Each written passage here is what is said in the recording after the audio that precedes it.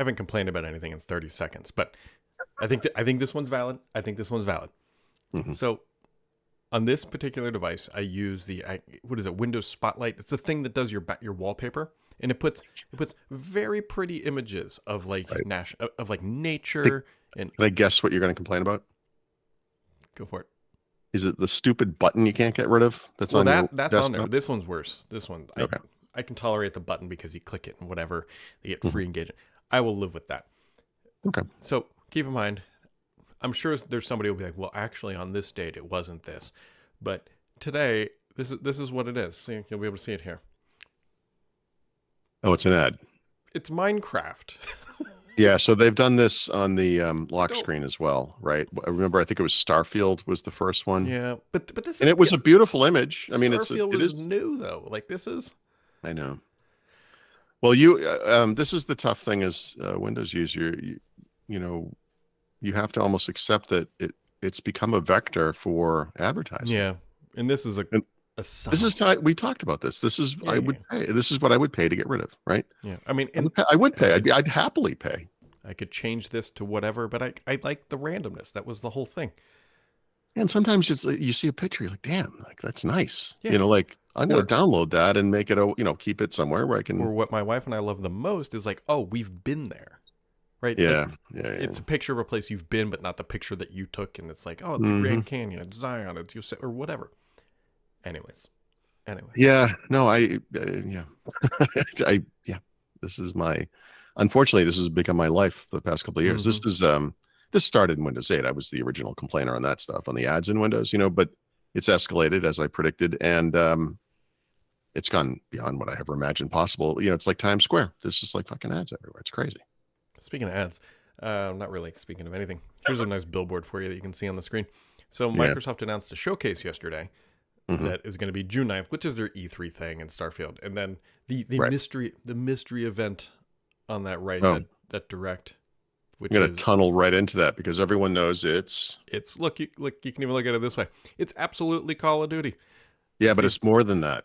Is Right. Here's the thing. I've not seen anyone write this or say, but this will be obvious as soon as I say it, unless maybe it's out there and people already know this. It's not just Call of Duty. It's Call of Duty Black Ops. Oh It's yeah, Black Ops 3 it's or redacted, 4. right? No, I mean, it's got redacted. Those are redacted. That's Black Ops. Yeah, yeah. That's right. Okay. Yeah, it's Black Sorry Ops. if that was obvious. I didn't mean that like I was an epiphany. I'm just saying I don't think anyone. I don't recall seeing that anywhere. Like I think it's Black Ops. Here's the more interesting thing that's related to that. I Mhm. believe this is the first time Call of Duty will be on an Xbox stage in 10 years Yeah. because Sony bought all that marketing. Yeah, well, in the end, Microsoft outspent Sony. They went right to the source. We're going to buy the tap. By a magnitude of what, 100? There is an underbelly, sort of a fear here with Call of Duty that they kind of milked the last couple of games, last several games. The last game, literally Call of Duty Modern Warfare 3, was going to be an add-on pack for 2. And then it was like, well, we're getting bought. Let's make a game and when we're out, and I worry that honestly, it's been pretty well received. I would say overall, I mean, it's been fine. It's done well. It's whatever, but I was worried they would poison the pool a little bit. And look, it's not Microsoft's fault, but where do we go with this series now? Like, I think yet another Black Ops game is where we go, right? I think it's the only chance they have for a decent release. I don't know what you can't go back to World War II. No one is going to want that. Please no. So they won't. They can't. It's over. You know. Well, it's been over for 80 years. Well, no, you know what I mean. They've done it to death. The last couple, I think World War was the name of one, which was the kind of the Japanese stuff, and then what was the other one? Oh, it was just called WW2, right? Mm-hmm. Which honestly was decent. That multiplayer was okay. Like I enjoyed it, but I think when you've experienced jetpacking around and modern guns and all these drones and whatever, going back to this mechanical iron rifle thing, it's like, yeah, it's not the same. So it's a different game. Like that needs to be a different series, or not a series at all, maybe. I think how the simulation ends for all of society is that Call of Duty eventually just gets up to modern day. Like it's like 15 years from now, and it's like Call of Duty Ukraine is like the release, and then like the whole simulation it's like literally day and day, collapses, and we all die. Well, that sounds like fun. Yeah, because isn't Black Ops is like rumored to be like the Gulf War or something like that? Oh, I didn't know that was definitely. I don't know. I've I not don't really. know either. I mean, I that don't was the rumor. remember they were going to do a Vietnam game. That kind of Yeah, I came feel and like went. that's not going to go over well No, for all the same reasons. for the same reasons of the Pacific part of whatever that world, I think it was just called World at War or World World whatever it War. was I called. think it was. Yeah. Yeah, I think. Just think it just didn't resonate. You know. Nope. So yeah, there's some cool, I don't know, theatrical elements to a war like that, where someone comes, rising up out of a hole like or something. I mean, but as far as like making it into an entire game or Right. whatever, I don't know. More importantly, a game people want to play. Right. It's Yeah, and I don't like you play Warzone, right? Is that your yeah. primary thing? So I bet there is it's a different kind of monetization thing, I guess, technically, and obviously a different kind of game. And I keep talking about this Call of Duty service or whatever you want to call it, where it's just multiplayer and it's interchangeable maps and loadouts and all that stuff. And I still think that's a future for Call of Duty.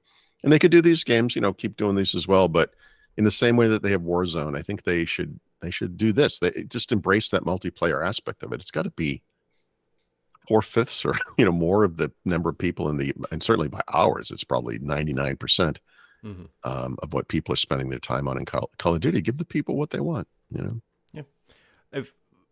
The problem with the future you just described there only works in Game Pass. Yeah, it's a monthly fee. Yeah. Or just a standalone. Yeah, you could say, look, you can subscribe to Call of Duty for $9.99 a month, or you can pay the same amount and get all the games. Which I think their real problem here is that they've already got, especially on the Warzone side. I don't know what the numbers are specifically because I don't think they share them. Yeah, I think they've already got people paying, if you average it out, more than $9.99 a month. Oh yeah, because they do a season pass they do 4 of those a year, which can be free, but then there's also it's either a $19 or a $29 upgrade for like the super premium. Yeah. And then there are people who are buying just to get the points, and so to get stuff in the game, and you're also forgetting cross-platform, right? So one of the problems with Game Pass is it's not cross-platform, like to Sony and Nintendo, whatever. So there's some kind of weird hope that maybe that happens eventually or whatever, but whatever maybe it has to exist outside of Game Pass for that reason, because you can't exclude the Sony guys from this, like that they're the primary component. Well, can you also imagine them going in? It's like, okay, we just spent $70 billion on them, and the first thing we want to do is change their business model that has worked for the past decade. So to be clear, I'm not saying like they did Warzone, or when Fortnite became big, before Fortnite, when PUBG was the thing for 10 seconds and then Fortnite. I made the argument, and probably to you, that that's not a game. It's a feature of a Call of Duty game. Like, this is something they could do as a mode. Like, they have team deathmatch and they have these other modes, and they have battle royale. That's essentially what they did with what's it called? The thing you play, Warzone. It's not really. It's technically it's actually a separate game. They implemented it as a different EXD and all that kind of stuff. But it's part of the Call of Duty world, whatever. What I'm saying is this multiplayer free for all, whatever you want to call it, would be like that. It would ship with each game each year or two, however, whatever the schedule is. But it would also kind of exist on its own thing. There'd be a version of mobile, right? Cross-platform, and it could just be a standalone subscription. Just I just want to do this. I don't care what today. I don't know what the audience is. I'm just making this up as I talk. But maybe there's an audience for people who just want that, which I kind of do. And don't care about the single player blah blah blah nonsense that they're doing. They prefer, that choice. I don't know. It's a choice. It's not a replacement. It's like an addition. Like, expand the Call of Duty. They went to mobile, right? It's like that. Regardless of whatever they do, I got to give credit to Activision for being able to be a factory of content. I mean, so they put out a season pass every 3 months, I believe. It's 3 or 4 months, I can't remember. And then halfway through, they put out like what they call a reloaded version of that, where they change things. Like, they have an assembly line of content coming down the pipe to keep this game fresh, which is it incredible. Involved them hiring and then I think eventually buying 2 other studios because they increase the pace of these games, once a year, and then the quality goes up, the cost goes up. It's and then they've had some pretty high profile failures, right? And failure in the Call of Duty world is a massive success everywhere else. But I mean, still, Right. they've gone down these paths where we're going to do, I don't know, Infinity Wars. I think Ghosts, whatever they were. I'm missing at least one. Where this is going to be the next 3 game series, and it didn't go well enough, and now it's not. That happens enough times, and people are like, "What's going on with this thing? Like, what? We're doing Modern Warfare again." Yeah, I mean the reality is like what we just hit on. It's like there's only so many ways you can do this, and so And they've done those many times. Yeah. What are we on now? Black Ops. This new one will be 6, I think, right? Because Cold War was technically 5. oh, was it? I don't know. I thought it was Yeah, there was a Black Ops 4. 4 was one of the ones I played the most. That was the one with the jetpacks. Well, 3 and 4. That was the one where they got jetpacks right, and then they stepped away from it. I thought it was really well done in 4. Well, it's because they were chasing Titanfall. Remember, Titanfall was huge for a little bit, and they had the jetpacks and whatever. And Yeah, but I thought it was actually a good. I thought they did it right. I thought that was really well done. But regardless, I thought Ghost multiplayer was really well done. And then they never. That was the end of that. yeah, well, Amazon did really well. 143.3 billion, which is just. I know. I think I could contribute at least $1 billion to that. Yeah, me too. Quarter. So, Amazon is obviously stores in AWS and Prime, and they're an interesting kind of mix of analog and digital. Their profits are hugely volatile, and I don't think should be too stressed over. Although, this time around they did great. A year ago, this quarter not so much on profits, but as far as like just growing revenue, and then I don't know, like people talk about like studying Steve Jobs and Apple business case studies, and we're going to do the same thing with Amazon, but it's going to be for logistics. And the fact that they were able to like basically bitch slap like FedEx and UPS and make them look stupid is just an astonishing. Typically, like real world, like physical assets are so volatile and so financially heavy. There's no way to make that make sense. And they have not just made it made sense. They've become one of the biggest companies in the world. Yeah. The cost for them to ship a product on average is 45 cents. Oh my God. It's unbelievable. Well, they're an incredible FedEx company. and UPS too. The integration they now have their own vehicles, right? They have a big stake in Rivian, and that's what delivers. They're doing our stuff. drones. They've got these electric vans that drive around, and it's like if there's a cost that they can take out, they will figure out how to vertically integrate it. It's incredible. Amazon has the same market power that say Walmart or McDonald's does in their industries. I bet I could argue it's bigger than Walmart. Well, no, I did. Sorry, no, I don't. I didn't mean they were equal. I mean as a force for change, they are in the same place, and the decisions these companies make can be good or bad for the world or whatever, right? So, Walmart could make the entire world healthier by just saying we're only going to source food from good places, no GMO. They could change the world right now.